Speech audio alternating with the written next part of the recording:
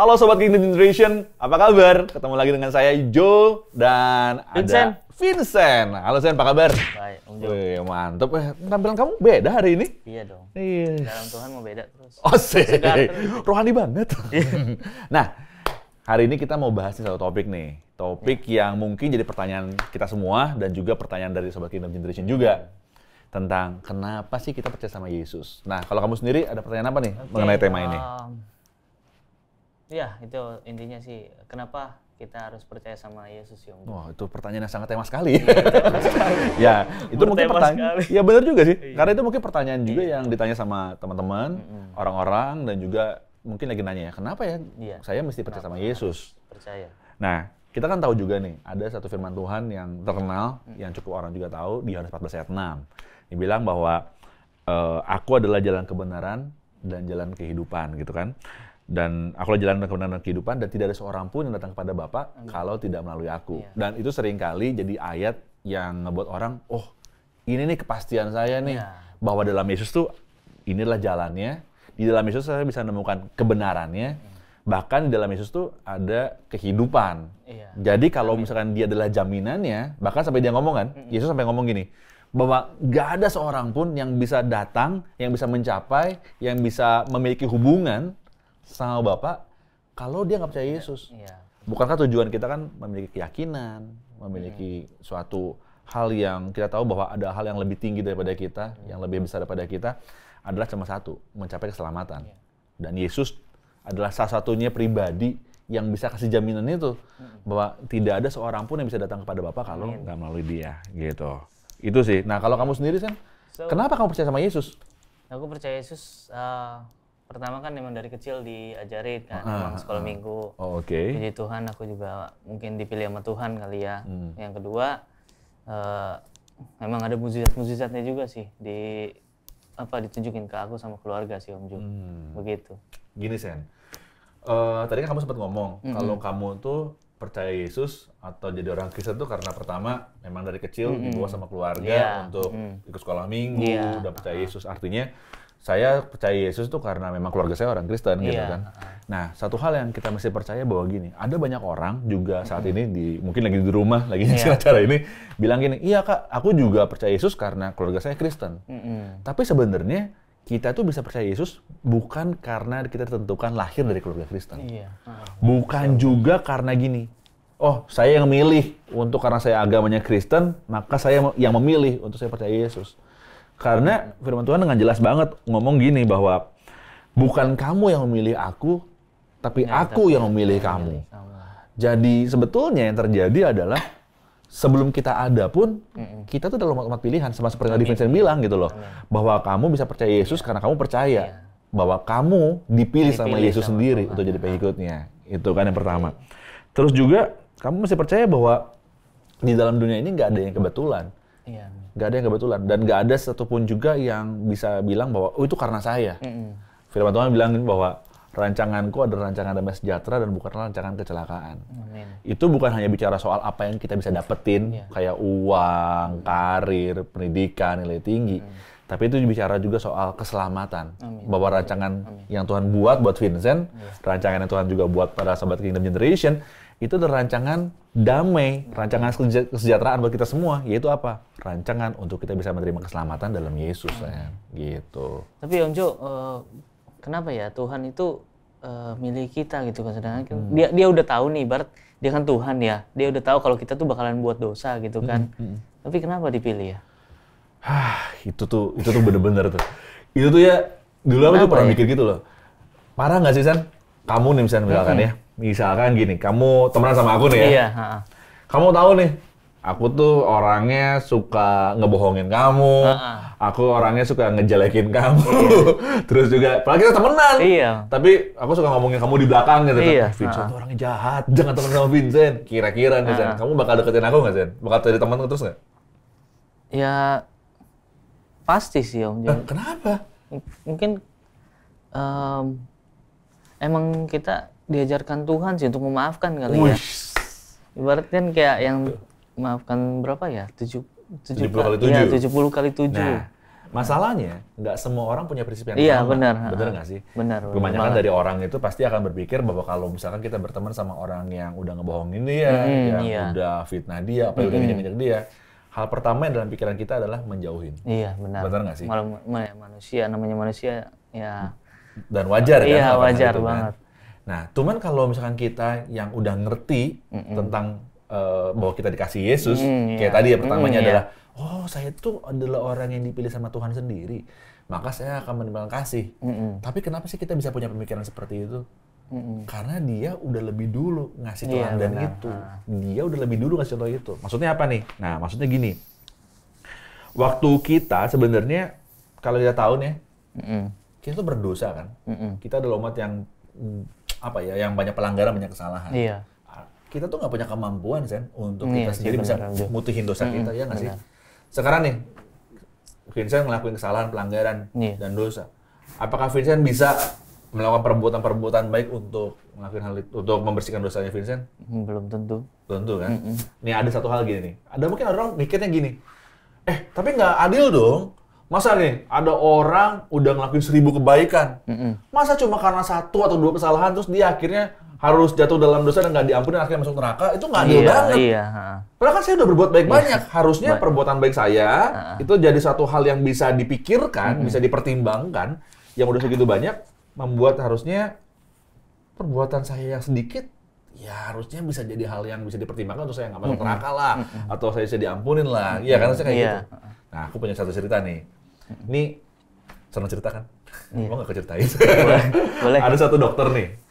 Ini dokternya hebat banget. Dia ini orang yang dokter ini bertugas di UGD. Jadi instalasi gawat darurat.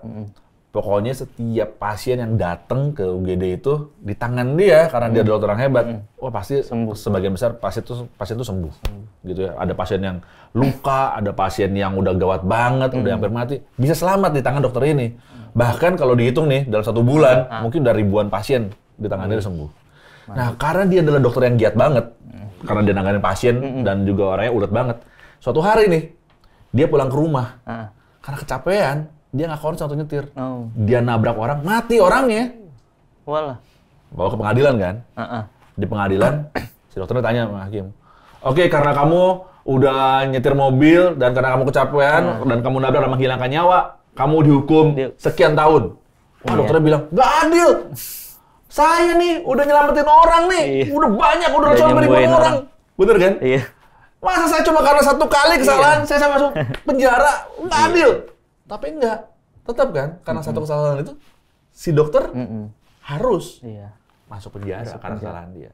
Kalau hukum di dunia aja menilainya sama seperti itu, apalagi hukum dalam kehidupan.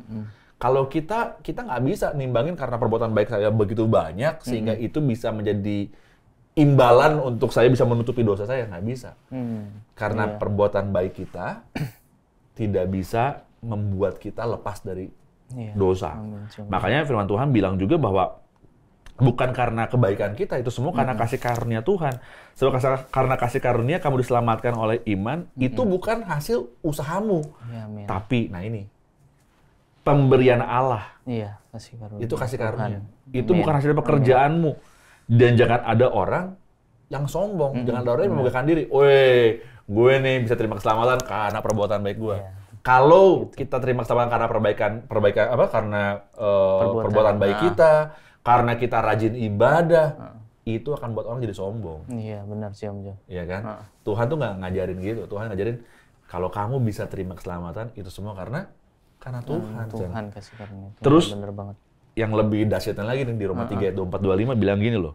Dan oleh kasih karunia telah dibenarkan dengan cuma-cuma karena penebusan dalam Kristus Yesus. Kristus Yesus tentukan Allah menjadi jalan pendamaian karena iman dalam darahnya. Amin. Jadi ternyata dengan jelas banget Roma ini nulis gini, kitab Roma nulis bahwa manusia bisa dikatakan bahwa dia bisa lepas dari dosa, dari kesalahan pelanggaran, bukan karena kehebatan dia, bukan karena perbuatan baik dia, tapi karena ada pribadi yang diutus oleh Allah, yaitu Allah itu sendiri yang mengambil rupa menjadi manusia, yaitu Tuhan sendiri yang menjadi manusia, dan dia nggak cuma bekerja atau menjadi manusia hanya untuk berjalan bersama dengan manusia, Tapi dia mau buktiin bahwa dia mengasihi manusia dengan memberikan nyawanya, memberikan tubuhnya, mengorbankan diri di atas kayu salib, supaya ada darah yang tercurah, dan darah yang tercurah itulah yang membuat manusia bisa lepas dari dosanya. Dosanya bisa disucikan karena darah yang tertumpah di atas kayu salib itu. Tapi dia bukan Tuhan yang mati. Karena dia bangkit untuk menyatakan diri bahwa dia adalah Tuhan yang berkuasa atas maut. Sehingga kita bisa yakin, wah, pribadi ini bukan manusia biasa, dia Tuhan. Nah, kita nih sebagai orang percaya Yesus, kita mesti bersyukur.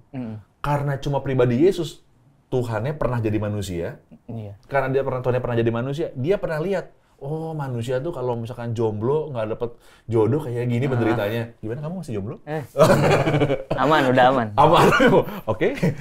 Atau misalkan nih, wah, ternyata tiap akhir bulan nih, kalau misalkan manusia nih biasanya makan kesulitan, ekonomi banyak yang susah. Oh, kayak gini. Kenapa? Karena dia lihat, dia pernah jadi manusia, dia pernah jalan, dan dia pernah lihat penderitaannya secara pribadi. Dia pernah lihat, oh, kalau sakit, manusia tuh menderita banget ya. Bahkan dia berdoa minta kesembuhan tuh kayak begini. Jadi, yang Tuhan mau tunjukin adalah gini, dia nggak cuma sekedar jalan, dia nggak sekedar Tuhan yang jauh banget, yang nggak bisa digapai, yang sekarang kita cuma berimajinasi aja, tapi dia adalah Tuhan yang pernah jalan, pernah jadi manusia, udah pernah melihat penderitaan manusia seperti apa, sehingga dia lebih mengerti tentang apa yang kita penderita, dan apa yang menjadi pergumulan hidup kita. Tapi dia nggak sampai situ aja. Karena dia tahu manusia nggak bisa lepas dari dosanya dengan usahanya dia. Benar sih, Om Jo. Dia mau kasih tubuhnya agar ada darah tercurah, darah itu menyucikan dosanya manusia. Tapi dia bukan Tuhan yang mati, karena dia bangkit untuk menyatakan diri sebagai Tuhan. Tapi ceritanya nggak sampai situ doang. Dia ketika dia bangkit, dia kembali ke surga. Dia nggak masuk neraka, dia nggak tinggal di neraka dan terperangkap di sana. Dia naik ke surga. Untuk apa? Menyiapkan tempat buat kita yang percaya sama dia, karena kita percaya dia akan kembali lagi datang untuk menjemput kita, membawa pada rumahnya. Gitu, bro. Jadi memang Zen, kalau bisa dipikir-pikir ya, masuk akal banget. Kita banyak dosanya, kita banyak pelanggarannya, tapi kok kita apa ya? Kita kok mau sih didatangkan sama Tuhan gitu untuk diberi keselamatan sama Dia. Nah, justru karena itulah apa ya namanya, kita tuh jadi yakin gitu loh bahwa itu Tuhan itu bukan cuma sekedar agama. Karena gini, apa yang kita lagi obrolin, kenapa kita percaya Yesus ini bukan tentang masalah agama mana yang paling benar. Ini bukan membicarakan agama mana yang paling benar, tapi ini untuk nemuin alasan kenapa sih kita ini sebagai manusia kita harus percaya Yesus. Apapun latar belakang kita, apapun yang menjadi background kehidupan kita, keluarga kita, status ekonomi kita, kenapa kita harus percaya Yesus? Ini alasan kenapa kita bicara itu. Nah, kalau menurut kamu nih, Sen, apa sih istimewanya kita jadi pengikut Yesus? Istimewanya? Istimewanya? Saya merasa Tuhan selalu ada buat saya sih. Ada pengalaman pribadi, Sen, soal itu, Sen? Iya, sempat waktu sebelum saya kan ambil kuliah, itu kondisi keluarga benar-benar drop banget, nggak ada biaya. Di situ kita semua berdoa. Di satu kamar, saya, mama, adik saya, dan puji Tuhan entah kenapa pelan-pelan ekonomi kami pulih. Itu di situ menurut saya jalanin, saya ambil tes kuliah segala macem, dan puji Tuhan sekali sampai sekarang saya jalanin kuliah ini. Itu biaya dari Tuhan sih, Om. Tuhan baik banget ya. Iya, karena dia memang selalu, dia tuh nggak pernah jauh gitu loh, dia selalu ada dekat kita. Mana banyak orang, Sen, ya, yang kalau misalnya kita nanya nih sama Sobat Kingdom Generation, ngomong-ngomong kalau misalkan kalian punya pengalaman pribadi sama Tuhan, boleh loh nulis di komen, ya kan, nulis di komen kita di sini gitu ya. Terus cerita pengalaman-pengalaman apa sih yang kamu pernah alamin sama Tuhan gitu kan. Atau juga kamu boleh cerita loh, buat kamu sendiri, buat Anda sendiri, kenapa Anda aja, atau ada orang tua kita kan nonton, atau kamu gitu kan, kenapa kamu percaya Yesus? Boleh cerita kehidupan kamu di komen. Nah, ada banyak orang juga kalau tanya nih sama kayak Vincent, saya percaya Yesus karena tadi ya, mujizat Tuhan membukakan doa, menjawab doa. Itu nggak salah, Sen. Karena setiap orang bisa punya pengalaman pribadi dan langkah pertama ketika untuk yakin sama Yesus karena mujizat. Itu nggak salah. Tapi langkah berikutnya nih, langkah dewasanya adalah gini. Jangan pernah letakin dasar kepercayaan kita sama Yesus karena mujizat. Kalau pertama kali kita jadi makin yakin karena mujizat, nggak apa-apa. Tapi untuk langkah-langkah berikutnya, karena kita berdasarkan mujizat, jangan. Karena gini, ketika misalkan suatu hari nanti nih, Vincent berdoa sama Tuhan, berdoa sama Tuhan minta sesuatu misalnya. Lalu doa itu nggak dikabulin, Iya, benar. itu bakal apa ya? Kecewa ibarat. Bakal kecewa sama Kecewa Tuhan. banget. Ada banyak orang saat ini, apalagi di masa pandemi kayak gini ya, di benar masa banget. COVID lagi masih berjalan sampai seperti ini gitu ya. By the way, kita nggak pakai masker bukan karena kita menantang iman ya, tapi karena kita sudah terbukti negatif. Kita udah tertutup. Nah, anyway, itu membuat kita punya landasan iman yang kurang teguh. Sehingga pada waktu kita berdoa dan nggak dijawab sama, maksudnya kita merasa bahwa kita nggak dijawab gitu ya. Itu jadi gini, kecewa. Banyak orang di masa pandemi ini ngerasa, wah kalau Tuhan berkuasa harusnya pandemi ini cepat keluar. Ada banyak doa nih yang dipanjatkan, ini masalah hidup dan mati nih. Dan akhirnya kok dipanggil Tuhan. Akhirnya kecewa sama Tuhan. Padahal Tuhan punya cara lain gitu ya. Tuhan punya jalan sendiri. Benar. Ada banyak jalan-jalan Tuhan yang sebenarnya nggak bisa kita pikirkan. Iya benar. Makanya kita nggak bisa matokin iman cara kita. hanya berdasarkan mukjizat. Iya. Bahasa Inggrisnya kan gini. Yang namanya mukjizat itu adalah apa coba? Sign and wonder. Sign. Jadi satu tanda kan. Iya. Nah, bayangin gini nih misalkan. San, udah makan belum kamu? Udah. Oh, udah. Saya nanya untuk memastikan. Karena misalkan gini nih. Kamu misalkan suatu hari nih lagi di suatu tempat. Iya. Terus lagi mikir, aduh aku belum makan nih. Pengen makan apa ya? Kayaknya rumah makan Padang enak nih. Ya, gitu lah, makan Padang enak nih. Misalkan gitu ya. Selalu. Bayangin saya. Buat rumah makan Padang yang mau bikin kalau maksud kamu boleh. Nah, kamu misalkan, wah rumah makan Padang enak nih. Nah, terus udah gitu, apa yang kamu cari biasanya? Adalah kamu akan nyari di mana lokasi makan Padang yang terdekat, ya kan? Benar. Kamu jalan. Terus kamu lihat tanda, rumah makan Padang terdekat ke sana 50 meter. Tandanya kan? Pertanyaan. Apakah kamu begitu lihat tanda itu, kan sign kan, tanda itu, wah, kamu peluk tandanya, wah, akhirnya aku kenyang, makasih, wah kamu peluk rumah makan Padang, itu cuma tandanya doang, kenyang nggak? Enggak kenyang. Kamu nggak terpuaskan hanya karena tandanya doang, nemu tandanya doang kan? Iya, enggak. Mujizat itu sign and wonder, mujizat itu adalah tanda itu. Tandanya, kamu nggak bisa cuma puas ngelihat tandanya doang. Iya, benar. Yang harus kamu lakuin apa? Datang ke sumbernya. Iya, benar. Kamu bisa kenyang, nggak cuma hasrat untuk dapat kekenyangan hanya lihat tandanya, kamu datang ke rumah makan Padang gitu. Sama itu sebagai orang percaya juga. Kita itu nggak bisa cuma gini, meletakkan kepercayaan kita hanya karena terima berkatnya. Salah nggak untuk mengharapkan berkat? Tidak salah. Salah nggak untuk berdoa minta mujizat? Tidak salah. Tapi kalau kita meletakkan landas iman itu hanya berdasarkan mujizat aja, sama seperti tadi, ketika kamu ketemu sama tanda makanan doang, tanda rumah makan itu, kamu udah ngerasa puas. Padahal itu cuma tanda pelang doang. Tulisan doang. Bener. Bodor banget kan. Cuma arah doang. Arah doang. Kamu padahal bisa dapat yang lebih kenyang dan ngenyangin kamu dengan semestinya gitu loh. Banget padahal. Itu. Nah, itu kalau misalnya kita cuma mujizat doang.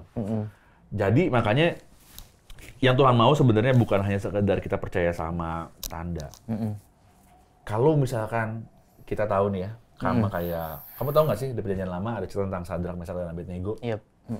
Waktu itu nih, Raja Nebukadnezar kan bilang, setiap orang di kerajaan ini harus menyembah patung yang dibuat, patung ya kan, patung Nebukadnezar atau patung raja gede gitu kan.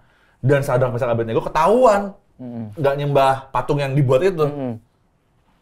Dan alhasil tuh banget sih. Dan akibatnya karena dia nggak nyembah patung itu, mereka harus masuk ke dapur api. Oh iya. Sadrak, Mesak, Abednego waktu sebelum masuk ke dapur api dia bilang gini, sekalipun kami tidak diselamatkan oleh Allah kami, kami tetap akan menyembah Allah semesta alam. Amin. Benar. Iya. Seharusnya tuh ya kita sebagai orang percaya tuh punya iman sekalipun. Sekalipun doa kami nggak sesuai dengan apa yang saya minta, sekalipun saya misalkan udah minta sama Tuhan, walaupun ini pun tetap terjadi dalam kehidupan saya, sekalipun saya udah minta segala gimana pun, tapi Tuhan belum kasih, aku akan tetap percaya. Jadi jangan gini, kadang-kadang kan kita suka gini ya, Tuhan, aku akan semakin percaya sama Engkau Tuhan, kalau aku akan semakin percaya Tuhan kalau jodohku cepat-cepat dengan kehidupanku. Tuhan, aku suka sama si Sinta nih. Ada dong. Halo. Aku suka nih sama Dewi. Tuhan, kalau dia jodohku, dekatkanlah. Kalau dia bukan jodohku, jadikanlah dia jodohku. Kalau dia saat ini sedang berjodoh dengan orang lain, putuskanlah. Doanya kok gitu ya? Nah, jangan kan? Karena kalau misalnya kita cuma landasin iman kita hanya karena permintaan kita yang diwujudkan dan tidak diwujudkan, itu cuma berdasarkan perasaan yang sifatnya labil, nggak stabil gitu loh. Nanti perasaan kita bisa ya, bisa enggak. Kalau misalkan Tuhan jawab ya saya makin percaya, kalau Tuhan nggak jawab ya saya makin nggak percaya dan saya semakin jauh. Jangan. Justru kita harus belajar dari apa yang dilakukan oleh Sadrak, Mesak, dan Abednego. Sekalipun Tuhan nggak menolong kami, sekalipun Tuhan nggak menjawab permintaan kami, menjawab doa kami, nggak memberikan mujizat pada hari itu juga, kami tetap percaya pada Kristus Yesus sebagai Tuhan dan Juru Selamat kita yang hidup. Nah, seharusnya hal itulah yang kita punya sebenarnya. So, tapi Yongjo, apa ada keselamatan di luar Yesus? Kan setiap agama kan ngajarin kebaikan ya pasti. Semua agama ngajarin kebaikan. Apa tetap ada tentang keselamatan di luar ini Kristus ya? Di luar Yesus Kristus. Semua agama memang ngajarin hal yang baik. Tapi nggak semua keyakinan, kepercayaan membawa kita pada keselamatan. Ya kan? Semua hal yang kita percaya di dalam dunia ini, kalau dalam term ini adalah agama, mengajarkan orang untuk bisa berbuat baik, untuk melakukan kebaikan kepada orang lain, untuk bisa menolong orang lain. Tapi nggak semua dari agama itu. Dan saya bisa bilang malah, nggak semua agama itu justru membawa orang pada keselamatan. Hanya Yesus yang membawa pada keselamatan. Makanya, kita sebetulnya kita mesti percaya gini, bahwa di bawah kolong langit ini tidak ada nama lain yang diberikan kepada manusia supaya kita bisa diselamatkan. Amin. Jelas banget Alkitab bilang bahwa hanya dalam nama Yesus kita bisa terima keselamatan. Ya, di dalam Yohanes 6 ayat 47 bilang gini, Aku berkata kepadamu, sesungguhnya barang siapa percaya, ia mempunyai hidup yang kekal. Bahkan satu ayat lagi bilang gini, Akulah kebangkitan dan hidup. Barang siapa percaya kepadaku, ia akan hidup walaupun ia sudah mati. Dan setiap orang yang hidup dan yang percaya kepadaku, kata Yesus, tidak akan mati selama-lamanya. Pertanyaannya, percayakah engkau akan hal ini? Nah, buat sahabat Kingdom Generation yang dengan acara kita pada hari ini, pertanyaan yang sama juga datang buat kamu semua hari ini. Bahwa firman Tuhan bilang gini, Yesus adalah kebangkitan, Yesus adalah kehidupan. Barang siapa percaya pada Yesus, firman Tuhan jelas banget bilang gini, ia akan hidup. Amin. Hidup di sini bukan cuma sekedar bahwa hidup dalam jasmani dan hidup dalam kehidupan sehari-hari. Tapi hidup ketika dalam masalah kita masih bisa merasa hidup. Ketika kita lagi depresi, kita bisa merasa hidup. Amin. Karena Yesus yang berikan kehidupan buat kehidupan kita. Bener ya, Sen? Pernah kan, Sen, kamu ngalamin kayaknya udah nggak ada jalan lagi dalam hidup. Tapi Yesus selalu, Sen, ingat ada aku, Sen. Aku yang akan memberi ketenangan. Ikut Yesus bukan berarti kita anti masalah. Ikut Yesus tetap masih bisa punya masalah. Tapi ikut Yesus, walaupun ada masalah, tetap masih bisa rasain ada sukacita di ujung-ujungnya. Tetap rasain, bukan masalah, weh, gua rasa hebat, gua rasa sukacita. Enggak sih, enggak gitu-gitu juga sih. Tapi ketika kita ikut Yesus, kita tahu ujungnya pasti ada kemenangan. Amin. Ujungnya adalah gini, saya tahu Yesus pasti berikan sukacita buat saya. So, pertanyaan yang sama seperti firman Tuhan ini bilang bahwa gini, dan setiap orang yang hidup yang percaya padaku tidak akan mati selama-lamanya. Percayakah engkau akan hal ini? Dan pertanyaan yang sama seperti yang firman Tuhan di dalam kitab Yohanes 11:25-26 ini yang pertanyakan, percayakah engkau akan hal ini? Inilah pertanyaan yang sama juga kami tujukan kepada teman-teman, kamu semua yang ikuti acara Kingdom Generation pada hari ini. Saya mau berdoa, saya sama Vincent, kita mau berdoa buat teman-teman, sahabat Kingdom Generation yang lihat acara kita pada hari ini. Bukan kebetulan Anda atau teman-teman lihat acara ini. Karena Yesus secara pribadi mau sentuh kehidupan teman-teman yang melihat acara ini. Amin. Kenapa kita percaya pada Yesus? Kenapa kamu percaya sama Yesus?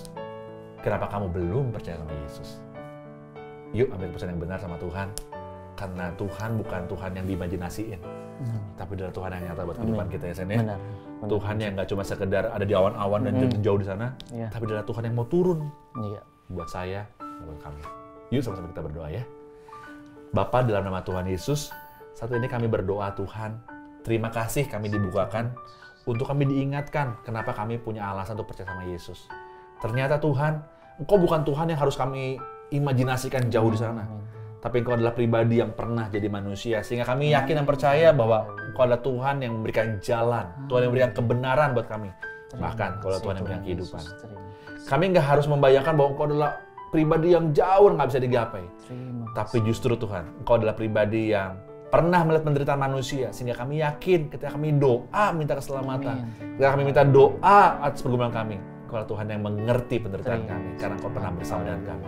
Bahkan karena begitu besar kasih-Mu atas kami, Engkau rela Tuhan merelakan hidup-Mu di atas kayu salib, mencurahkan darah-Mu Tuhan, agar kami menjadi umat-umat yang tahu bahwa dosa pelanggan kami sudah disucikan dan sudah dikuduskan.